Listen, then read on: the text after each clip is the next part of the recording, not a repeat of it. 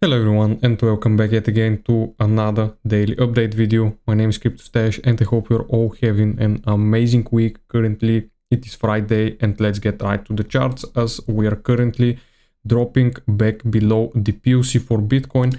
If we go right here on a higher time frame like the 12 hourly, you can clearly see Bitcoin gave us multiple fake outs towards the upside, and basically this price action for the past couple of days basically, or the past 2 weeks, has been absolutely brutal, very choppy right here in this range. And right now the question is, since we have rejected yet again from this key level right here, as you can see, so the last time we went down, then we went up again, and yesterday we had this week right here. If we drop down even on a lower time frame, you can see we've had this week all the way up towards the weekly pivot, and the weekly open got retested perfectly. And right now Bitcoin seems to be heading for the Monday low yet again. Basically this week has been very brutal for trading. Of course, if you just traded key levels like the weekly pivot, the pivot support levels right here, and then if you traded the around the Monday range, then you would be good using proper risk management, of course.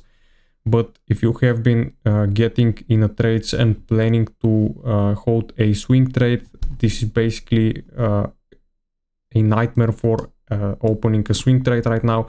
Both sides getting chopped up brutally.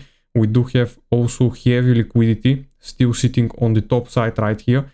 Very big liquidation cluster right here towards the upside, which is also one of the reasons why it might get left alone for a bit and not get taken out immediately, because market makers will not make it that easy for the bigger whales to fill their orders right here and to liquidate those levels. So in that case, you can see we could be heading straight down towards the value area low level firstly, or if we get another fake out from this level right here and we keep trading, we basically reclaim the POC, then this could mean one final push and one final retest to finally potentially break through this level and actually go and take the highs, and then maybe go even higher to around 70k.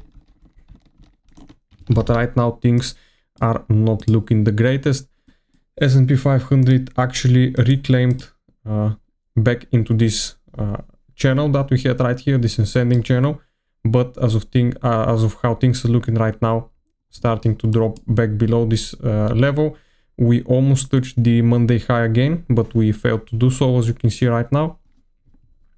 We also had the Bank of Japan rates. They remain unchanged, which is good, but they are still high, and this is of course bad for markets, even though they are close to their all-time highs.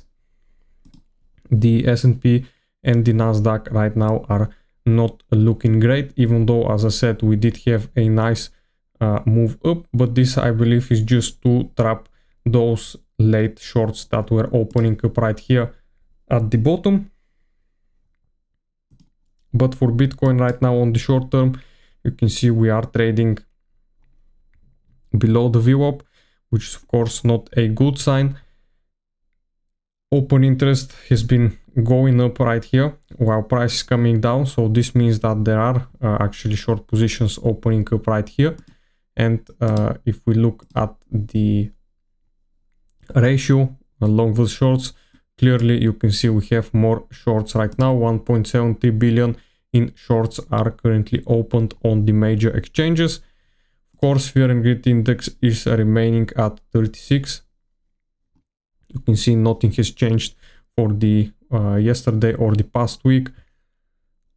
Spot ETFs, we actually did get a bigger inflow yesterday. As you can see, over 200 million have been bought up from BlackRock with over 180 million, which is of course very nice to see. But still, price right now is showing some weakness, and if we do not get, as I said, another fake out from this level, but we actually start dropping down to around 61k to take out the lows right here, then we could be looking at a move of around 4% towards the downside from the current price, and then maybe we drop down even lower to retest the monthly open, and then we can look for a push higher to take out this liquidity which has been stacked up right here. Of course, that could also happen during the weekend. As you know, the bigger manipulations, they do happen during the weekend. We could see that liquidation grab occur, so be careful during the weekend, as today is Friday and it is the last day for the traditional markets. The dollar will potentially close bullish right here, retesting this resistance flipped into support right now, as you can see. And also the S&P, if it turns red today and we close the weekly candle in the red, then basically that would mean that we could be closing the week bearish. So keep that in the back of your mind. And I do believe that this would cover it for today, guys. Hope you liked it, and I'll see you again in the next one. Bye.